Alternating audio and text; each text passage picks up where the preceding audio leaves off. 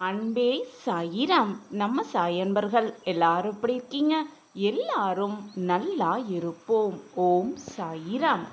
உன் வாழ்க்கையில் நீ நினைத்தபடியே எல்லாமே நடந்து கொண்டிருக்கிறது.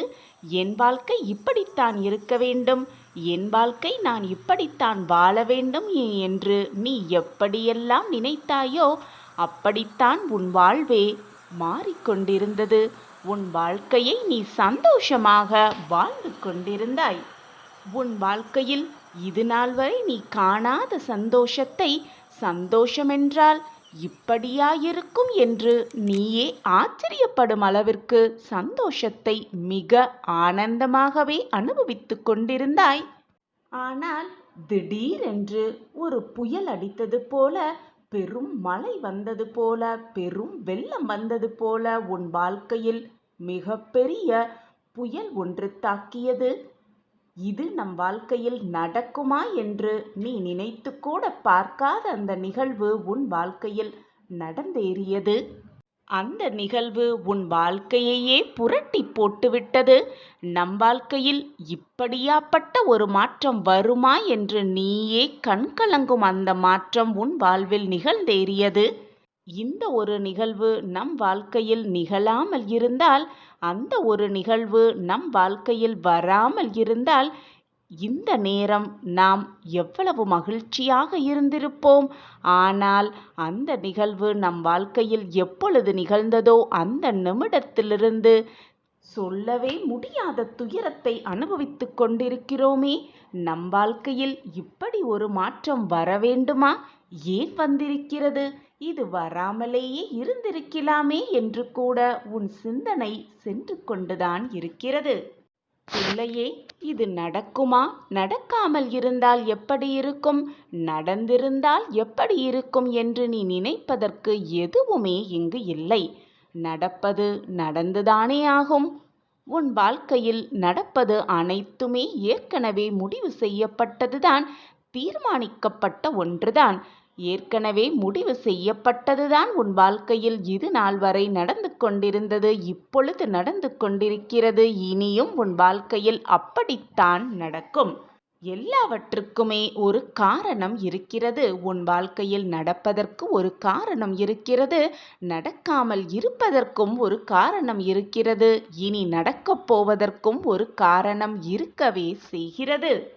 நடப்பது எதற்குமே நீ காரணகர்த்தா ஆகிவிடவும் முடியாது, எதற்குமே நீ பொறுப்பாளியாகவும் ஆகிவிட முடியாது. ஏனென்றால் நடப்பது அனைத்தும் என்னுடைய பார்வையில்தான் நடந்து கொண்டிருக்கிறது. நடந்ததை மாற்றவும் முடியாது, நடந்து கொண்டிருப்பதையும் மாற்ற முடியாது, இனி நகரவிருப்பதையும் உன்னால் எதையுமே செய்து மாற்றவே முடியாது. ஏற்கனவே முடிவு செய்யப்பட்டதுதான் நடந்து கொண்டிருக்கிறது என்பதுதான் உண்மையிலும் உண்மை. என் அன்பு பிள்ளையே, நடக்குமா என்று நீ நினைத்தது நடக்குமா என்பது உனக்கு இப்பொழுது தெரியாது. ஆனால் நடக்கும் போதுதான் உனக்கு தெரியும். ஏன் அது அப்பொழுது நிகழவில்லை, இப்பொழுது ஏன் அது நிகழ்ந்து கொண்டிருக்கிறது என்பது உனக்கு அந்த நேரத்தில் தெள்ளத் தெளிவாக புரியும்படி நான் உனக்கு வழிவகை செய்வேன். இனி நடக்குமா நடக்காதா, கிடைக்குமா கிடைக்காதா, நம் வாழ்க்கையில் ஏற்றம் வருமா வராதா என்று உன் சிந்தனையை தவிக்க விட்டு கொண்டே இருக்காதே. நடக்க வேண்டியது சரியான நேரத்தில் நடக்கும், கிடைக்க வேண்டியது சரியான நேரத்தில் கிடைக்கும், உனக்கு வர வேண்டியது சரியான நேரத்தில் வந்தே தீரும். அனைத்திற்கும் சாட்சியாக உன் சாயப்பா உன்னோடு இருக்கும் வரை தேவையில்லாத பயம் உன் மனதில் எழ வேண்டிய அவசியமே இல்லை. நான் அனைத்திற்கும் சாட்சியாகவும் காரணகர்த்தாவாகவும் இருந்து கொண்டிருக்கிறேன். என்னை மீறி உன் வாழ்க்கையில் எந்த தவறும் நிகழும்படி நான் விட்டுவிடவும் மாட்டேன். சாயப்பா உன்னோடு இருக்கும் வரை தேவையில்லாத பயமோ குழப்பமோ உன் மனதில் வேண்டவே வேண்டாம். இந்த யுத்தத்தில், இந்த யுகத்தில் நீதான் ஜெயிக்கப் போகிறாய். நீதான் வாழ்க்கையில் பிரகாசமாக வாழப் போகிறாய். எனவே எதற்கெடுத்தாலும் சந்தேக கண்ணோடு பார்க்காதே. இது நம் வாழ்வில் நடக்கும், நடப்பது அனைத்தும் நன்மைக்கே. சாயப்பா நமக்கு கொடுப்பது அனைத்தும் நன்மையாக இருக்கும்படிதான் கொடுப்பார் என்ற தீர்க்கமான சிந்தனையை உன் மனதில் எழ வைத்துக்கொள். உனக்கான பிரம்மாஸ்திரத்தை நான் உனக்காகவே கொடுப்பேன். நீ உன் வாழ்க்கையில் வென்று காட்டுவாய், ஜெயித்து காட்டுவாய். வாழ்க்கையில் போராடி வெற்றி அடைவதற்கான அத்தனை வழிகளையும் நான் உனக்கு கொடுத்து கொண்டே இருப்பேன். சாயப்பா இருக்க உனக்கு ஏன் மனக்கவலை? ஓம் சாயிராம். ஓம் சாயிராம். சாயிராம் சாயிராம். சிவராத்திரி அன்று சிவபெருமானை மனதார நினைத்து வழிபடும் போது அந்த ஈசனின் அருளை நம்மால் முழுமையாக பெற முடியும்.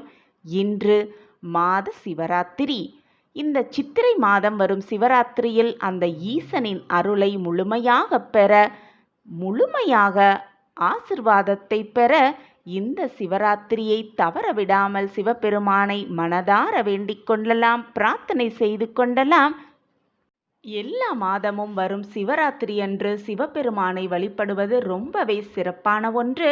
அதிலும் சித்திரை மாத சிவராத்திரி அன்று சிவபெருமானை மனதார வழிபடும் போது நோய் நொடியற்ற வாழ்க்கையையும் சுபிக்ஷமான வாழ்க்கையையும் பெற முடியும் என்கிறது சாஸ்திரம்.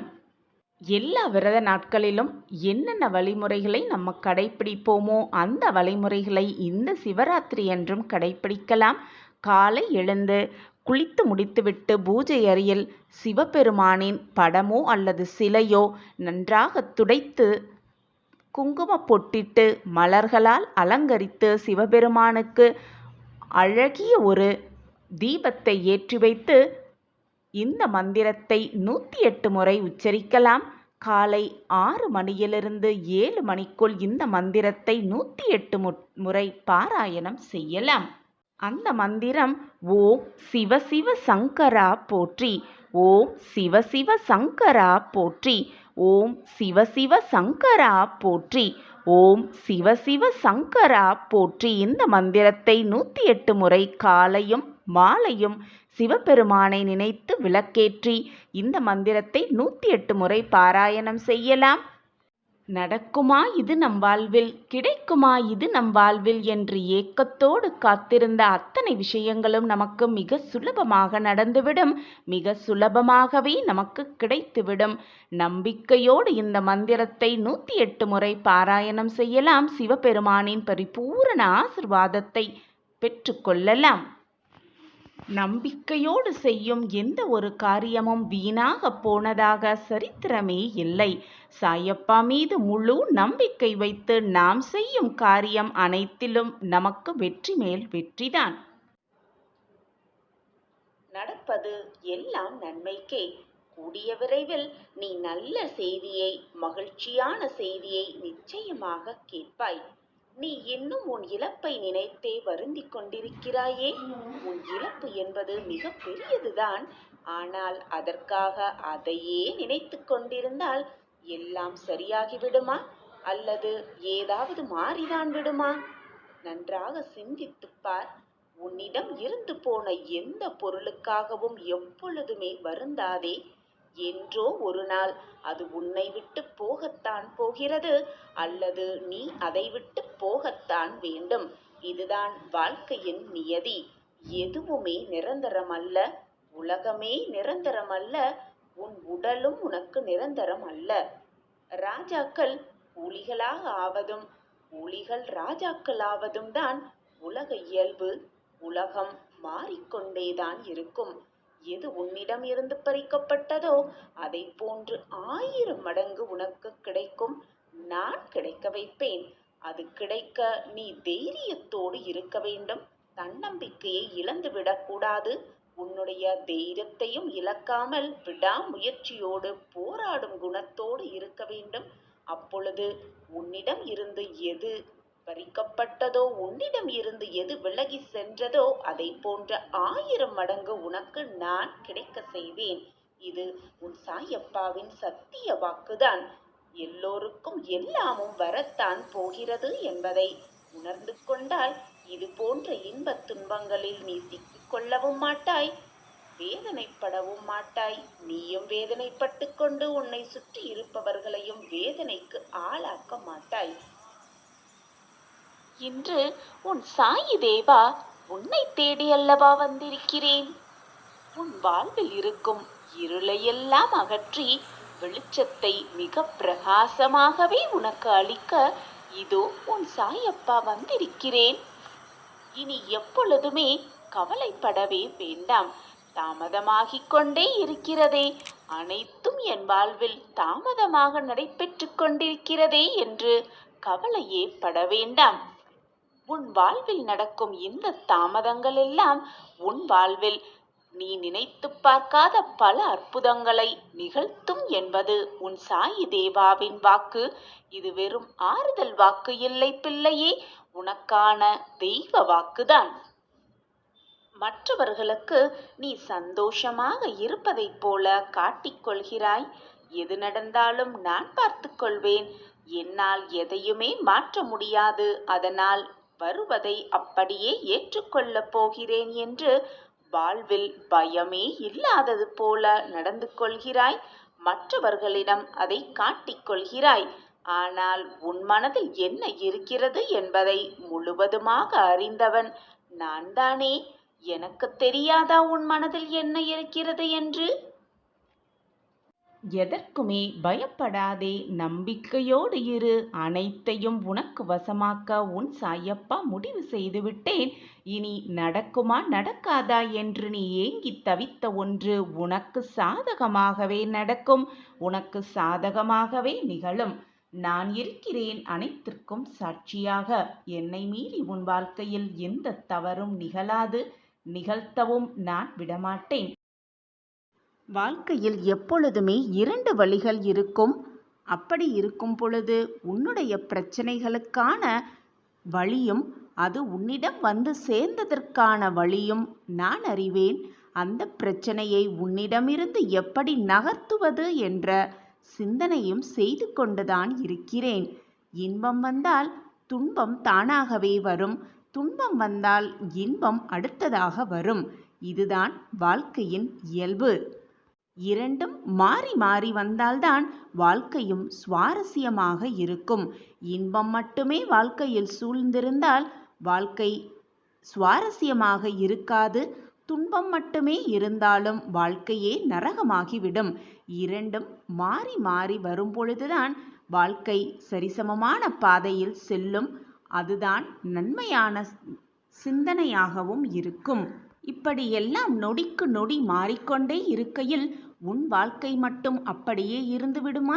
நிச்சயமாக நான் அப்படி விடமாட்டேன். கண்ணிமைக்கும் நேரத்தில் உனக்கு சுக்கிர திசையை கொடுத்து ஒளிமயமான வாழ்க்கையை உன் கண்களுக்கு கொடுப்பேன். ராஜயோகம் கூடிய விரைவில் ஆரம்பமாக போகிறது உன் வாழ்வில். எந்த பிரச்சனையும் நிலையாக யாரிடமும் தங்கிவிடாது. பிரச்சனை என்று ஒன்று வந்தால் அதற்கு தீர்வு என்ற ஒன்றும் எழுதப்பட்டுவிட்டது, உருவாக்கப்பட்டுவிட்டது என்பதை தீர்க்கமாக நம்பு. கண்மணியே, உனக்கு நல்ல விஷயங்கள் எல்லாம் உன் வாழ்வில் அடியெடுத்து வைக்கும் காலம் வந்துவிட்டது. நீ என்னுடைய முழுமையான அன்புக்கு பெயர் கொண்ட பிள்ளை.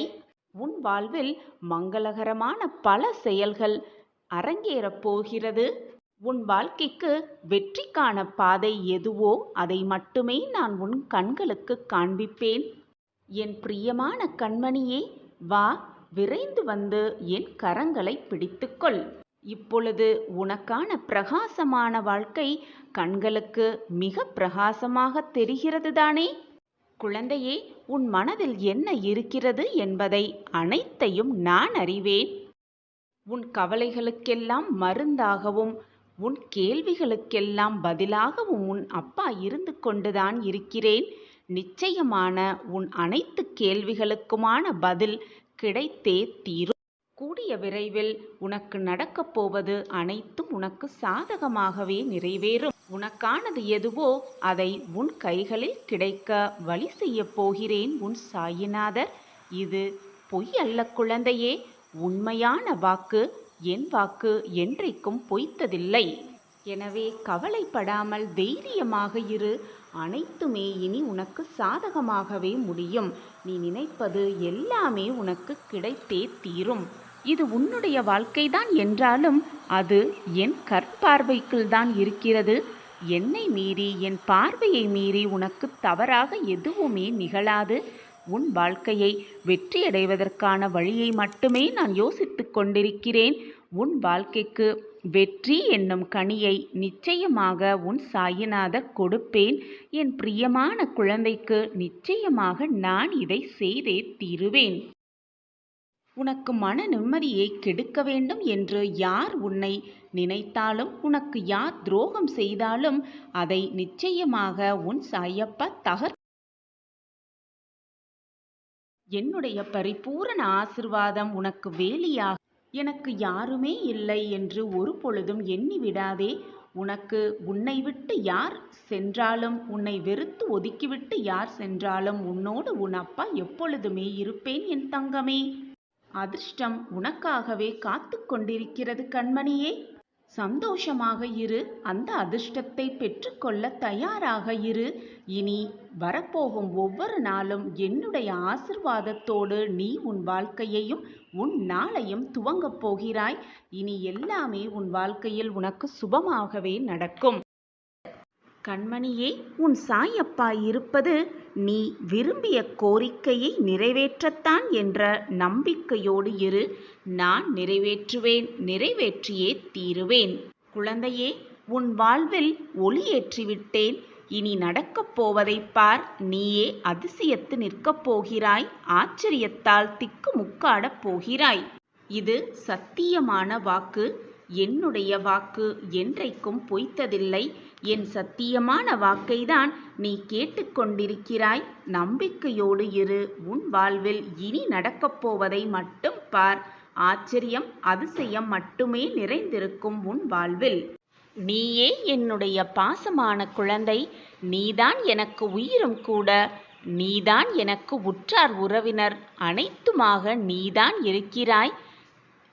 நீயே எல்லாமுமாக இருக்கும் பொழுது உனக்கு வேண்டியதை வாரி வாரி தந்து கொண்டே இருப்பேன். என் குழந்தையே, எதற்குமே மனதை போட்டு குழப்பிக்கொண்டும் வருத்தப்பட்டும் கண்ணீரை வீணாக்கிக் கொண்டும் இருக்காதே.